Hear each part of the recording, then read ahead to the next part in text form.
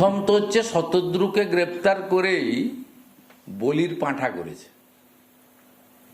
প্রথম গ্রেপ্তারটা তো অরূপ বিশ্বাসকে করা উচিত, দ্বিতীয় গ্রেপ্তারটা তো সুজিত বোসকে করা উচিত, তারপরের গ্রেপ্তারটা শতদ্রুকে করা উচিত।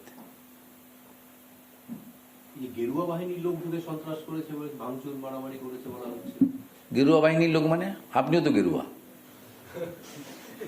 ভারতবর্ষের জাতীয় পতাকায় গেরুয়া থাকে, হিন্দুরা তাদের বাড়িতে গেরুয়া ধ্বজ রাখেন,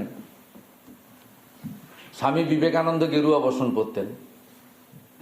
গেরুয়ার সঙ্গে কোনো রাজনীতির সম্পর্ক আছে নি। গেরুয়া তো শৌর্যের প্রতীক, ত্যাগের প্রতীক।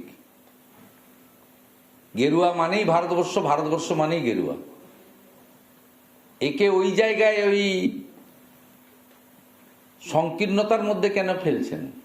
গেরুয়ার সঙ্গে শুধুমাত্র কোনো রাজনৈতিক দল, সে আমাদের ভারতীয় জনতা পার্টির কেন, কারোরই বিষয় নয়। গেরুয়া কারোর কোনো দলের কোনো ব্যক্তির সম্পত্তি নয়।